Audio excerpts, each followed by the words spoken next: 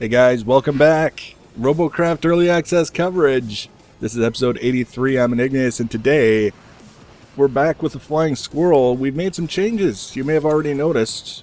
We've replaced the Tier 6 rotor on the back with the Tier 10. We had to rework the back in order to make it fit. And we've replaced all of the SMGs with plasma cannons, with the exception of the 4 SMGs that were side-mounted. You can't side-mount plasma cannons. So we're down to 8 plasma cannons, but it still affords us a little bit of redundancy. We can take a little bit of damage and lose a couple guns before we really start to notice any reduction in offensive capacity. So the servers were misbehaving a little bit today, and it was kind of difficult to get some match footage in. We got a couple of matches, and then we've got the footage for all the reworking that we did that we're going to smush all together just because some people like to see the rework footage. And that makes for a reasonably sized episode.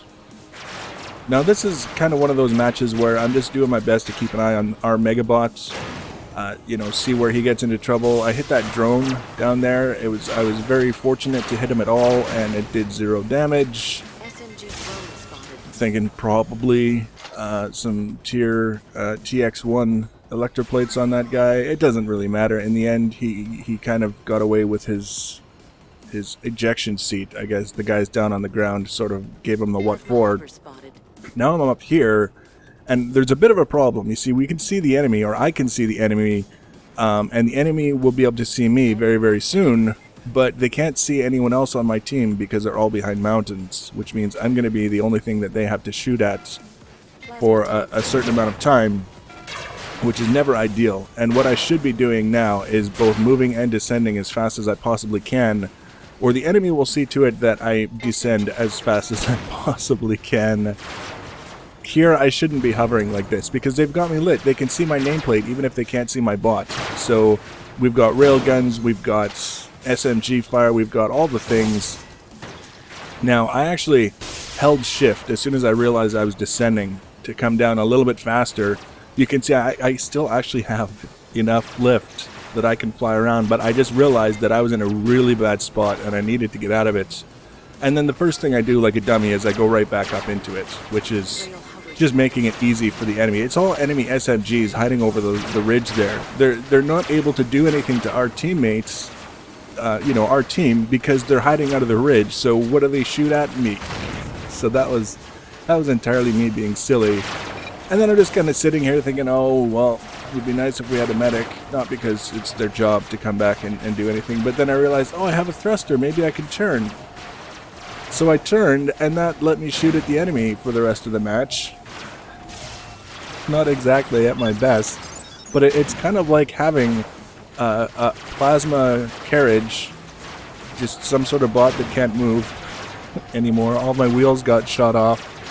And I can shoot at the enemy from here, so I can still contribute a little bit, and I can still soak a little bit of damage if the enemy were to feel like they, wanted to ignore the rest of my team and shoot at me for a while.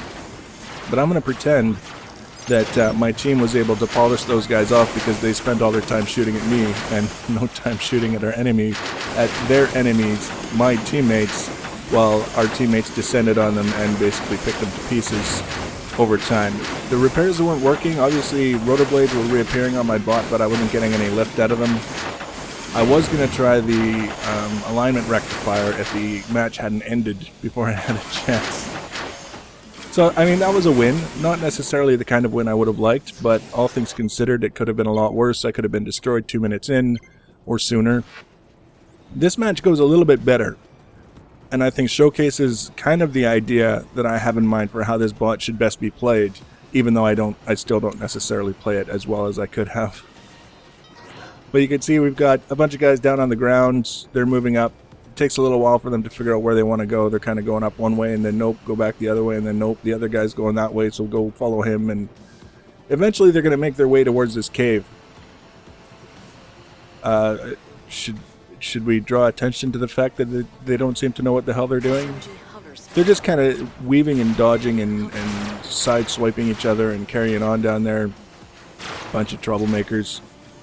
So I'm kind of setting myself up here, remembering this is like trauma here, because the last time we were in this spot, it was about 30 seconds before we got picked to pieces by a dominant gun TX1 SMG helicopter So I'm kind of hanging back, and then I see all these bots start funneling into the tunnel, and I think, wow, this is a fantastic time to start getting some damage on these guys. And we start settling into the pattern. You see this little V right where my crosshairs are in the rock formation, and we're kind of using that as sort of our guide. And we duck down a little bit to try and avoid some fire, and then we stick our head up and we shoot, and then we duck back down and we try and avoid some fire. If I would straighten out my bot instead of leaving it sideways the way it is, I would have taken a lot less fire, but that's kind of me being a derp. But overall, I mean, we're still in good shape. We just took a certain amount of fire. Our teammates, though, are not doing a very good job down where they are. You don't need x-ray goggles to realize that most of them can't even see the enemy from where they are, and they're just kind of sitting there waiting for the enemy to come around the corner. Meanwhile, I'm the one doing the damage, I'm the one taking the hits, and they're not capitalizing on the opportunity that that's creating. So whatever happens is going to be as a result of, in large part, what those guys aren't doing down there, which is anything useful. We'll see. There's only so many ways you can sugarcoat something like that. So this is working out not too badly, realistically speaking. I'm starting to lose rotor blades. You can see here we lost one, and it fell quickly, like it just kind of dropped. If I had been holding space when the rotor got knocked off, I probably would have stayed up. But you can see we're back up in the air. We just kind of regain control and get back up there and resume firing. But you can still see all of those 5 guys, just one of them at a time. There's 4 of them, 5 of them down there. One of them just left, so now there's 4. And it's only one at a time that's peeking around the corner to take shots at the enemy. It doesn't work that way. It doesn't. The enemy is basically sitting there waiting for someone to peek their head around the corner so they can shoot at them. The enemy has the dominant position right now, and this is really indicative of what happens when you're too timid and when you're too indecisive in terms of what you're trying to accomplish. And you'll see shortly here the enemy is going to push around the corner and just ruffle stomp these guys like they were made out of tier 1 bricks. But yeah, they're just popping like balloons now. They're done. They're all gone. Just like that.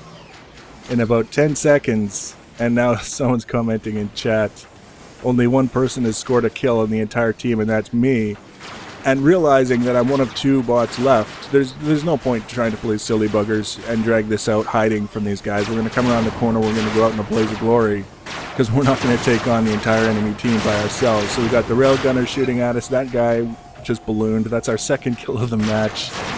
This guy, he's reloading, just kind of sitting there. From first glance, I would say that he was crippled to some extent, or, you know, just really, really confident in his ability to sit there and eat fire. And their Megabot finishes me off. So that was that match. Indicative of the kind of style that would work really, really well with this bot if the rest of the team was also kind of doing their thing and pushing up and being aggressive intelligently, which isn't obviously what happened. So I'm not going to spend the rest of the video talking over this rework footage because it's pretty straightforward exactly what's going on. And this is just for the people who like to see every single detail that goes into the modifications of the bot after it's built. We were replacing the SMGs with plasma cannons. Like I said, we're going to get 8 plasma cannons on here, and it's mostly just trying to figure out how we can get them together on the bot efficiently to squeeze as many on as possible. Turns out there's just not enough space to get more than 8 on here, which is not bad. Like I say, it's enough for a little bit of redundancy, and really anything more than that and you're looking at a bot that's going to be shooting into the backs of the cannons. So once these guys are on and kind of tweaked and happy, we can pull off some of these mounts, because extra mounts that aren't really doing anything are CPU that we can use elsewhere at this point. At this stage, we're pretty much maxed out on CPU in terms of what we can hope to get out of this guy.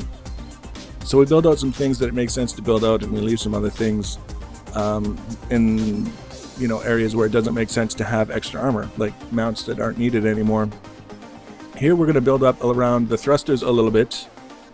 I was so wanting to get those extra thrusters on there just for the cool factor, but it made more sense to kind of build underneath the existing thrusters, provide them with a little bit of protection from the ground. And we saw that in the first match there was a benefit to that, because we managed to keep one of our thrusters when we crashed, and that helped us to at least reorient our bots so that we could shoot at the enemy until the match was over.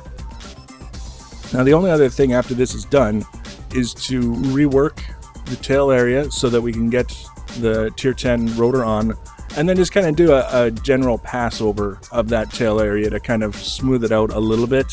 It's really, really jagged looking. I don't dislike the way it looks because it's also very functional, but just aesthetically I wanted to, you know, make a few tweaks and changes to see if we can't get it looking any better. I don't know if I succeeded necessarily, but we'll try. And I'll leave you guys to watch that in peace. We'll turn up the music a little bit and you guys can enjoy. And so I'll tell you what's coming up, I guess. Next episode will be hopefully a full 4 matches in this bot now that it's reworked, if the servers are behaving. We've still got to rebuild the Panther B, which is going to be our T10 sniper. I haven't decided on all the final details for it yet. I don't know what we're going to use to get it around, whether we're going to go for the Copter thing or whether we're going to go for something else entirely. We've got all kinds of other bots to build after that, depending on, you know, what comes out in the game and what we have by way of resources. Plus, we've got our beginner's guide that we're going to be putting out as soon as it's ready. It's coming together slowly but surely. And lastly, we've got, you know, all the match footage that you can handle. So if you want to be notified when we add those new videos, you can always subscribe to my channel. You can also follow me on social media. Links for that always in the information section below the video. Please leave your comments and feedback. Thanks for watching, guys, and take care.